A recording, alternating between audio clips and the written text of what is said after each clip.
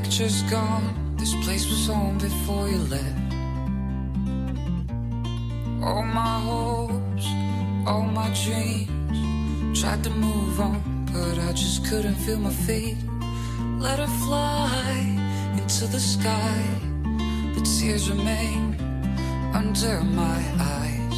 Haven't seen her since that day. If I could reach her now, this is what I would say. Wherever we go to, whatever we do, it's only me.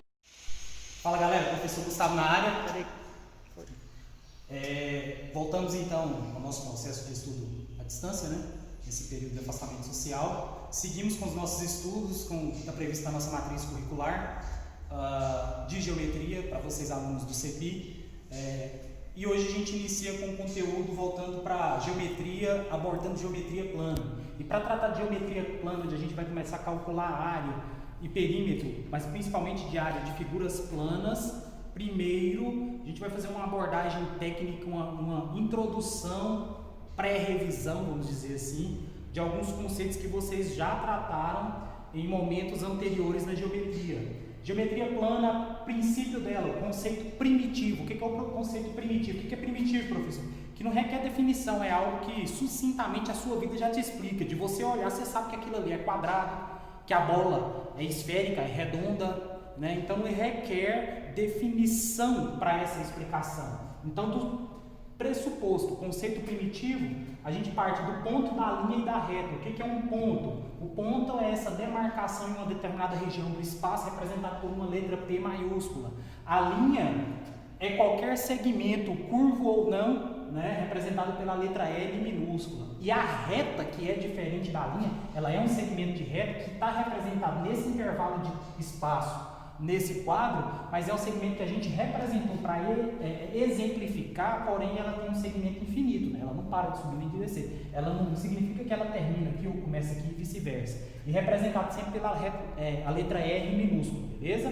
E a gente tem também as definições de superfície e plano. O que é a superfície? Superfície são regiões espacióricas da geometria onde a gente pode calcular a área, seja ela representada espacial ou não, né? Espacial ou plana. Então você tem um modelo de superfície, local, em uma determinada região, espaço, e o plano, que vai estar sempre representada na planificação da qual a gente vê, a gente observa. Você pode calcular a área, medida de lados, etc., diagonal. Geralmente, superfície e plano são representados por letras gregas, né? As mais comuns, o beta e o alfa. Às vezes a gente pode ver o ômega também, né? Significa que a gente tem uma superfície ou um plano sendo representado. Então essa é a parte primitiva introdutória de geometria plana, que vocês já viram para a gente entrar na figura geométrica como um todo. O que é uma figura geométrica? Ela é formada pela junção de vários pontos. Como assim de vários pontos, professor? Você tem que ter a junção de alguns pontos, dos quais você vai ligar esses pontos, e ali vai denotar para você, primitivamente, ao você observar, o formato, a forma de uma figura geométrica em específico, né? Então, nada mais é que uma figura geométrica, um conjunto de pontos quaisquer delimitados no espaço. Elas podem ser planas ou espaciais, né? Plano, representada no plano, espacial, tende a representar, por exemplo, o cone, né? A casquinha de sorvete, o cubo, ocupa local no espaço, né? Como se a figura estivesse saindo para fora aqui do quadro, para vocês terem essa ideia. E qual que vai ser a nossa pegada? Abordar lá os polígonos, e a partir desses polígonos, que a gente já abordou em conceitos introdutórios anteriormente no bimestre anterior, calcular a área desse polígono. Tá? A gente viu uma perspectiva mais introdutória e agora a gente entra para alguns exercícios que exigem uma nova perspectiva de análise. E quais são as principais figuras que a gente tem que relembrar para calcular a área dessas figuras? Retângulo, quadrado, trapézio, paralelogramo e triângulo, beleza? Losango, depois eu trabalho com vocês em específico, que a gente tem uma pré-determinação para ele. Mas vamos lá, retângulo, figura retangular plana, né? Um quadrilátero que tem uma base e tem uma altura, né? Tem dois lados iguais entre si e outros dois lados iguais entre si. Como que a gente calcula a área dessa criança? A área do retângulo é igual a base vezes a altura, ou seja, um lado vezes o outro, porque são diferentes entre si. Você tem a denominação de medida de área dessa figura, né? O quadrado, mais convencional e mais simples, lado vezes lado ou lado ao quadrado, né? Porque ele é um quadrilátero onde todos os seus lados têm a mesma medida. O paralelogramo ele nos remete ao retângulo, por quê? Por intuição intuição, lembra do conceito primitivo?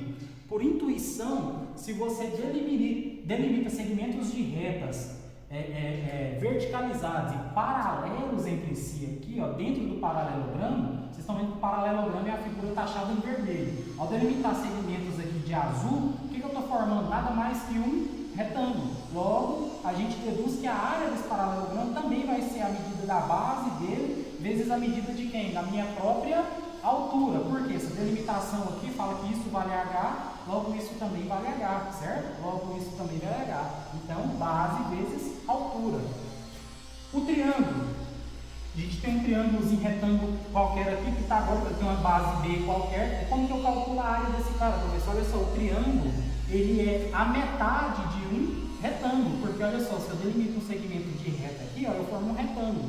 Logo, a fórmula do retângulo é base vezes altura, então a metade de um retângulo é um triângulo. Logo, base vezes altura, fórmula do retângulo dividido por 2, porque você tem dois triângulos aqui, você só forma um, certinho?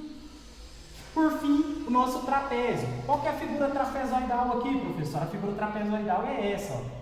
A gente tem ali o trapézio formado, né? O trapézio ele tem uma região que a gente chama de base maior, por isso que a gente representa pela letra B maiúsculo. E a região de cima, que está paralela a essa base maior, que a gente chama de base também, só que base menor. E essa maior, certo? Beleza? Olha só, se eu delimito segmentos de reta como eu fiz nas figuras anteriores, ó, por intuição, eu formo novamente um retângulo. Logo, a fórmula vai ser o quê? Base vezes altura, certo? Só que ali você vai ter delimitação de quê? De triângulos também. Logo, se eu deduzir por triângulos, eu tenho quantos triângulos formados aqui? 2 triângulos, não é? Logo, você pode pegar a fórmula do triângulo, que é base vezes altura dividido por 2, mais um outro triângulo, base vezes altura dividido por 2. Ou seja, você está pegando a fórmula dos dois triângulos que você tem e somando, certo? A diferença é que uma das bases eu chamei de Bzão maior e outras das bases eu chamei de Bzão menor. Logo, se você soma essas duas contas aqui, o 2 e o 2 está dividindo, multiplicando pelo H, o que eu fiz? Coloquei em evidência. Então, coloquei B maior mais B menor, fecha parênteses, o H da altura multiplicado, isso tudo dividido por 2, né? Apenas coloquei em evidência, proporção evidenciária. Beleza? Então, essas são as condições de análise da geometria que a gente vai ter que relembrar, né? A gente está relembrando, na verdade. A gente já abordou isso em conceitos anteriores para a gente entrar em exercícios que não são mais fundamentalistas. São exercícios agora mais aplicados, que vão exigir relações geométricas planas, como também relações pitagóricas, né, razões trigonométricas que a gente vai abordar nesse processo. Vamos para um exemplo para a gente começar nessa aula de hoje a aquecer nossos neurônios, onde a gente parte do pressuposto de evoluir com o conteúdo nas próximas aulas. Ele está pedindo para calcular a área dessa figura aqui, professor. Ah, que figura que é essa? Eu volto lá, olha, é um paralelogramo. Beleza, professor. Como que eu vou calcular a área dessa figura? Não é área, ele não remete a um retângulo, então eu não ia usar aqui. A área é igual a base vezes a altura. Só que ele me complicou numa questão, porque quem deveria dar a medida da altura era esse segmento aqui, certo? Só que ele não tem, ele deu a medida desse lado do trapézio, que é 10, certo? Só que quando eu traço esse segmento para remeter ao paralelogramo, o que eu observo? Que eu formo uma figura triangular aqui, ó, certo? E essa figura triangular tem um ângulo interno que o exercício deu aqui, ó, de 60 graus. E o ângulo superior ali, ó, que está adjacente à hipotenusa, de 30 graus. Logo, eu lembro que esse triângulo aqui é o famoso triângulo egípcio. O que me diz o triângulo egípcio? O lado do triângulo que está oposto ao ângulo de 30 graus é metade da hipotenusa. O professor do triângulo egípcio, como que é? Olha só, triângulo egípcio, aqui 60, aqui 30, certo? E esse lado aqui do paralelogramo, ele falou que vale 10. Ele falou, ó, o lado que está oposto ao ângulo de 30 graus, o ângulo de 30 graus está aqui. Esse é o lado oposto, não é? Ele é metade da hipotenusa. Quanto que vale a hipotenusa desse triângulo? 10. Metade de 10, 5. Certo? Beleza? E o que ele diz mais? O lado que está oposto ao ângulo de 60 graus é metade da hipotenusa vezes raiz de 3. É a regra do triângulo egípcio, não é? Então, ó, o ângulo que tá, o lado que está oposto ao ângulo de 60 graus. Ângulo de 60 graus, lado oposto a ele, tá? Ao contrário dele, né? Ele é metade de 10, ou seja, 5 vezes raiz de 3. Então a gente achou a medida da altura. 5 raiz de 3. Facilitou nossa vida, certo? Se facilitou nossa vida, a gente sabe que aqui também vale 5, né? A gente colocou lá. Se facilitou nossa vida, ficou fácil agora. Por quê? Agora eu consigo achar a área do paralelogramo, porque a partir da área do meu triângulo, certo? Então vamos calcular essa área. Qual que é a medida, professor, que eu devo determinar para a minha base e qual que é a medida que eu devo determinar para a minha altura? A determinar a altura da minha base, da minha altura. Lembra do triângulo pitagórico? A relação hipotenusa ao quadrado é igual aos lados ao quadrado? Então vamos pegar lá, hipotenusa ao quadrado, 10 ao quadrado, é igual, ó, a soma dos lados ao quadrado, né? Seria achar a área do triângulo. Então ela remete para a determinação de que a área do meu paralelograma também consiste na relação pitagórica.